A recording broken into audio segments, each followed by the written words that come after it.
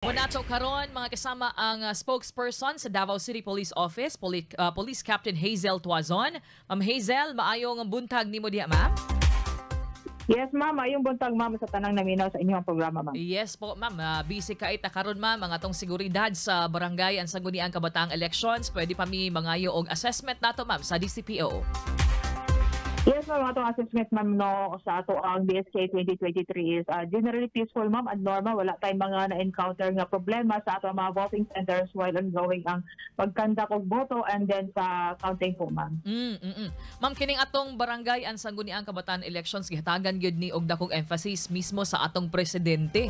Kay dako kay ni gahimuan, ma'am, labi na sa mga grassroots. Dinhi sa atoa sa Davao City Police Office, Ma'am Hazel, unsay gilauman nato, ma'am, niining mga bagong set of barangay and SK officials labi na sa pagpadayon, ma'am, o pagtabang no sa DCPO sa pagpabilin sa kahusay og kalinaw dinhi sa atong syudad.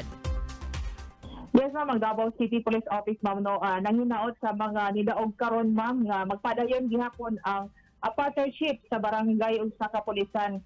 Gani, ma'am, no, imong giingon nga ang barangay diha, ma'am, no, diha yun sila una mismo makabalo sa ilahang peace and order situation sa ilahang area. Sila Yes. yun mismo nakabalo kung asa yun kailangan ng presensya sa barangay tanod or the police para sa ingon, ma'am, kung ang kapsay o kalinaw mang good, ma'am, no, kung gusto gid nato tanan ta magpakabana dili lang nakatrabaho sa atong kapulisan, both sa tanan sa ani, ma'am, involved ang kapulisan, ang community, kitang tanan, ma'am, kung gusto kita magpuyo nga malinawon sa isa ka barangay. So coordination, ma'am, with the barangay, of course, sa atong kapulisan kay maogid ni labi na karon, ma'am, dinhi sa atong syudad unsa bay sagad, Ma'am Hazel, nga kanang security related concerns nato, ma'am, labi na kay naman tay SK karon sa atong mga kabataan, ma'am, unsa ba nga mga kaso nga dakong kalambigitan ang atong mga youth, ma'am?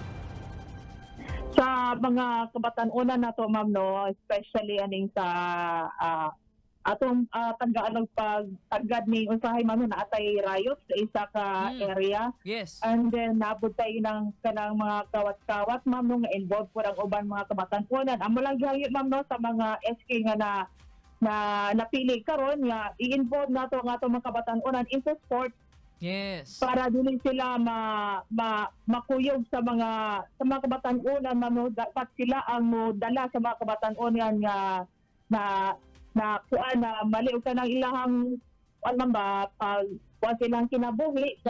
Dapat ang kanang kamaayong maoy mapasagbabaw sa isa ka barangay, ma'am.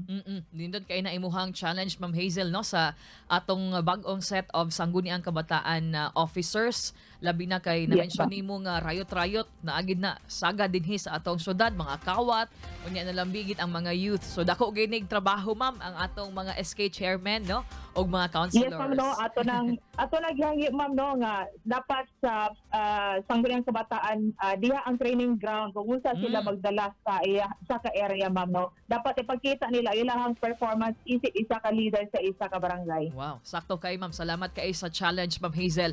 Gawas sa barangay ang sangguniang kabataan elections, ma'am, no.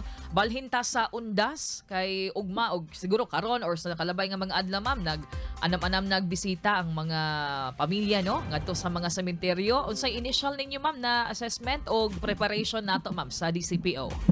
Yes, ma'am, ang ato ang deployment sa Davao City Police Office personnel is nag-start karon, ma'am, no. From election diretso na sila sa undas. So mag-start ato ang deployment karon October 31 hangtod na sa November 3, ma'am. Mo lang gihangyo ani, ma'am, no, sa mga mobisita sa mga sementeryo o sa mga bawal dapat ato lang sundon. Sayon na kaayo ang mga ginabawal, ma'am, no. Kung dili ka gusto maka-encounter problema sa pagbisita nato sa sementeryo, sundon lang nato kung sa to'y mga ginabawal.